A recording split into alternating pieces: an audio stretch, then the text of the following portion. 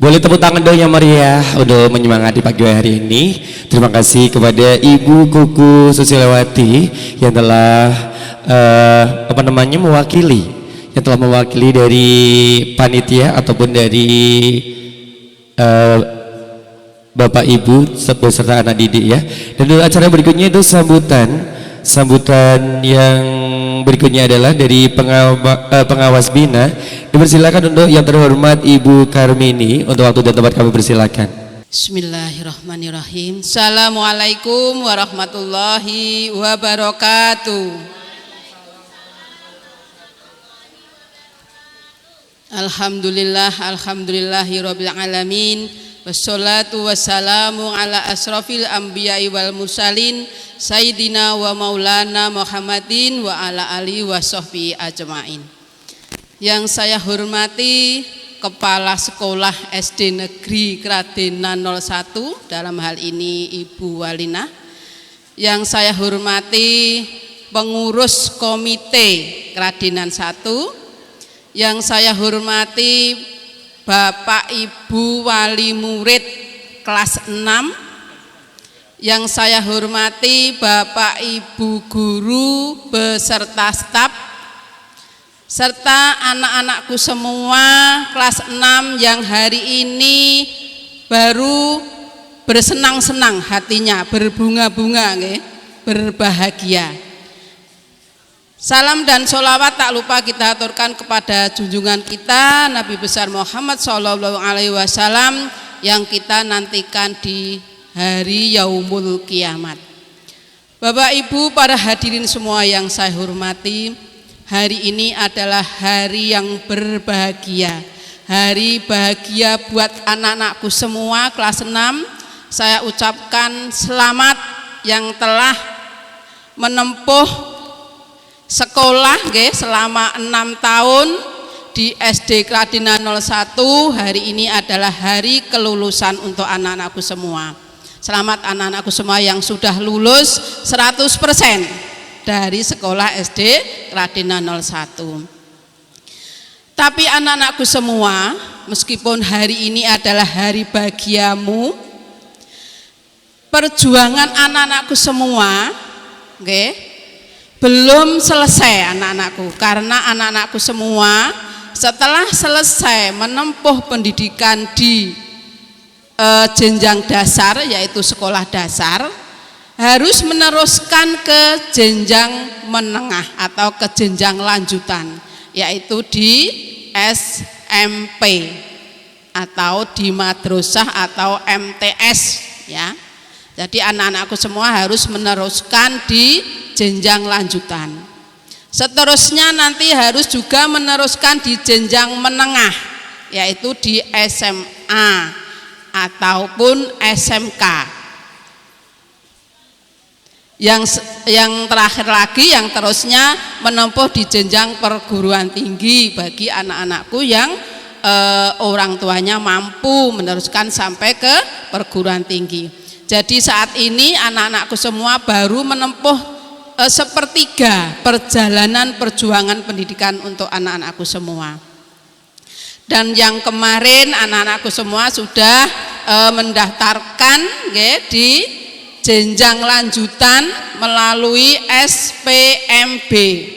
Yang kemarin baru selesai dari tanggal 10 sampai tanggal 13 Juni kemarin untuk SPMB SMP. Nah, untuk kali ini nanti Bapak Ibu wali murid silahkan untuk selalu memantau, selalu memantau jurnal SPMB. Diterima di mana putra putri penjenengan, di SMP mana, nanti selalu dipantau. Untuk kali ini Bapak Ibu wali murid yang saya hormati, SPMB sesuai dengan Permendidasmen nomor 3 tahun 2025, bahwa pemerintah di dalam program SPMB itu melalui 4 jalur. Sama dengan tahun kemarin, hanya satu sedikit istilah yang diganti nggih Bapak Ibu. Kalau tahun kemarin itu yang pertama adalah jalur zonasi, sekarang diubah namanya menjadi jalur domisili. Jadi lewat jalur domisili itu untuk SMP itu adalah 40%. Kemudian jalur prestasi itu naik dari tahun kemarin, sekarang 35%. Kemudian jalur mutasi itu 5% dan jalur afirmasi 15%. Bagi Bapak Ibu wali murid yang rumahnya atau domisilinya dekat dengan SMP, monggo bisa menggunakan jalur domisili. Ya tentunya sesuai dengan titik koordinat yang ditentukan. Kemudian untuk jalur prestasi. Nah, jalur prestasi ini boleh anak-anakku yang mempunyai prestasi, mempunyai sertifikat atau piagam mungkin di berbagai lomba, ya boleh yang lomba berjenjang ataupun yang lomba tidak berjenjang, yang mempunyai piagam dan sertifikat boleh digunakan untuk menempuh jalur prestasi yang di sana persenannya adalah 35%. Kemudian bagi wali murid atau Bapak Ibu yang mutasi dari misalnya mutasi dari Jakarta ke Pekalongan ya. Nah, itu boleh melalui jalur mutasi dengan menggunakan SK mutasi atau SK pindah, nggih. Yang terakhir ini jalur afirmasi. Nah, jalur afirmasi itu digunakan untuk anak-anakku atau untuk keluarga, anak-anak yang dari keluarga tidak mampu. Nah, di jalur afirmasi ini anak-anakku bisa menggunakan kartu PIP atau kartu PKH ya. Tapi tentunya, putra-putri panjenengan itu terdaftar di kantor dinas sosial. Jadi ada di sana. Nanti kalau dari aplikasi itu diakses bahwa putra-putri panjenengan itu ada yang terdaftar di kantor dinas sosial, itu boleh melalui jalur afirmasi. Di samping itu juga dikhususkan untuk anak-anakku yang penyandang disabilitas. Nah, itu boleh menggunakan jalur afirmasi.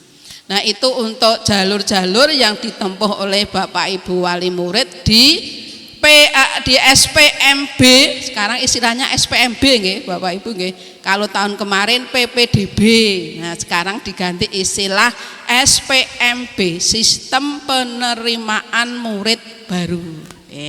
Nah, kemudian untuk yang SD, untuk yang SD sekarang sudah ada aplikasi online Bapak Ibu untuk yang sekolah dasar, yaitu sama jalurnya, jalur domisili itu kalau SD 80%, kemudian jalur mutasi itu 15% dan jalur afirmasi 5%. Yang tidak ada untuk yang SD itu jalur prestasi, jadi anak-anakku kelas 1 tidak ada seleksi lewat jalur prestasi. Kemudian untuk SPMB SD yang utama itu memang yang diutamakan usia Bapak Ibu, karena di SD itu diatur oleh Pak Menteri itu usia 7 tahun, usia 7 tahun. Boleh kurang dari 7 tahun, boleh kurang dari 7 tahun, paling enggak 5,8,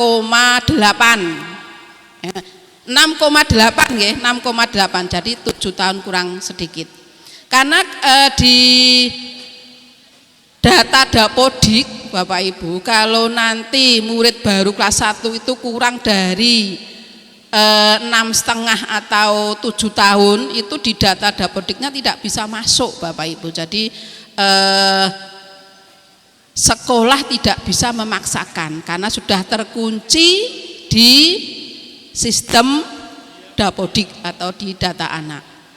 Itu untuk SPMB Bapak Ibu. Berikutnya ini saya sampaikan Bapak Ibu wali murid bahwa mulai sejak semester 2 kemarin Bapak Menteri kita itu menlonsingkan kebijakan baru berkaitan dengan 7 kebiasaan anak Indonesia hebat. Napa Bapak Ibu? 7 kebiasaan anak Indonesia hebat. Nah, kebijakan ini harus diimplementasikan sekolah itu sejak semester 2 kemarin Bapak Ibu. Nah, kebijakan ini kata Pak Menteri itu untuk mengantisipasi Bapak Ibu terhadap anak-anak kita yang hobi sekali ataupun terlalu anak-anak kita sekarang itu kan lebih banyak mengakses di HP ya Bapak Ibu ya, tidak bisa pisah dari HP. Bangun tidur sing dicekel HP, mau sekolah jamnya sudah terlambat masih saja pegang HP. Nah, untuk menghalau ini Bapak Ibu, maka Bapak Menteri kita itu melonsingkan 7 kebiasaan anak Indonesia hebat. Nah, ini harus dibiasakan Bapak Ibu mulai sejak di TK mestinya, kemudian dilanjut di tingkat sekolah dasar dan seterusnya. Nah, 7 kebiasaan itu apa Bapak Ibu? 7 kebiasaan itu adalah perilaku-perilaku kita yang kita lakukan setiap hari Bapak Ibu. Yang pertama dari kita bangun tidur. Bangun tidur itu diusahakan sebelum subuh Bapak Ibu. Jadi anak kita biasakan subuh itu harus dibangunkan Bu. Ya memang rada angel, kadang-kadang nangis sabar. Karena kita menerapkan kebiasaan itu memang harus sabar Bapak Ibu. Teko sithik, apalagi nu kelas 1 harus dibangun ke angele nemen. Tapi tetap kita harus sabar membiasakan. Jadi anak-anak kita bangun awal, bangun sebelum subuh, kemudian kita ajak bareng-bareng sholat subuh. Jadi orang tua ini juga harus menjadi teladan di rumah. Yuk kita subuh bareng, syukur sholat jamaah dengan anak kita di rumah. Nah, setelah tadi bangun pagi kita ajak anak kita beribadah tadi ya, nah, sholat subuh. Setelah itu kebiasaan berikutnya yang nomor 3 adalah olahraga. Nah, apalagi kalau kita lihat anak-anak sekarang itu untuk fitur gelaknya itu sedikit Bapak Ibu karena sering mengakses HP tadi. Padahal di usia sekolah dasar itu adalah usia pertumbuhan anak. Jadi anak usia 7 sampai nanti sebelum balik ya, itu adalah usia pertumbuhan. Pertumbuhan apa Bapak Ibu? Pertumbuhan fisik anak. Karena ada pepatah mengatakan mensana in corpore sano. Napa niku Bapak Ibu? Di dalam tubuh yang sehat terdapat jiwa yang kuat. Nah, supaya tubuh yang sehat harus bagaimana? Anak-anak kita biasakan untuk selalu berolahraga. Meskipun di sekolahan sudah dibiasakan olahraga ya Bu ya. Nah, setelah olahraga berikutnya adalah gemar belajar di sekolah. Nah, belajar di sekolah. Setelah itu kebiasaan berikutnya adalah bermasyarakat. Kita ajak anak-anak kita untuk bermasyarakat. Ini salah satu contoh ini kegiatan acara ini mengajak anak-anak untuk bermasyarakat ini Bapak Ibu. Mengenal lingkungan sekitar, apalagi ini pelepasan ini didesain di luar di luar lingkungan. Nah, ini sebagai bukti mengajak anak-anak kita untuk mengeksplor lingkungan kita, lingkungan yang asri, yang rindang dan sebagainya. Itu membiasakan anak untuk bermasyarakat. Okay. Yang terakhir nopo Bapak Ibu, tadi bangun cepat, yang terakhir adalah kebiasaan tidur cepat. Kalau bisa anak-anak kita itu kita ajak tidur itu paling banter nggih, paling lambat itu jam 9 itu anak-anak harus kita ajak tidur Bapak Ibu. Jadi jangan biasakan anak kita itu begadang di malam hari. Syukur tidurnya itu barengan sama orang tua, karena kalau tidak di kamar sendiri orang tua sudah tidur tapi anak di kamar masih mainan HP, masih mainan game. Nah, makanya tetap kita pantau anak kita, ajak tidur untuk tidur malam bersama, biar kita bisa memantau perilaku anak yang di rumah. Nah, dari 7 kebiasaan ini Bapak Ibu, ada yang perlu parenting, artinya bersamaan dengan Bapak Ibu orang tua di rumah, terutama tadi bangun pagi dan juga tidur pagi. Ini kan di rumah nggih. Jadi Bapak Ibu guru kan tidak bisa memantau di rumah, maka minta tolong sama Bapak Ibu wali murid yang di rumah. Itu pesan dari Bapak Menteri nggih, Bapak Ibu, mudah-mudahan kebijakan dari Pak Menteri ini betul-betul bisa diimplementasikan untuk anak-anak kita, sehingga akan menelurkan atau akan menciptakan anak-anak kita yang anak-anak yang sehat, anak-anak yang kreatif, anak-anak yang hebat sesuai dengan keinginan dari Pak Menteri. Itu kebijakan-kebijakan yang dilaunchingkan oleh Bapak Menteri. Itu sedikit informasi Bapak Ibu. Saya kira untuk sambutan saya tidak baik hati nih kalau sampai ke yang lain-lain. Untuk kali ini saya cukupkan sekian. Billahi taufiq wal hidayah. Assalamualaikum warahmatullahi wabarakatuh.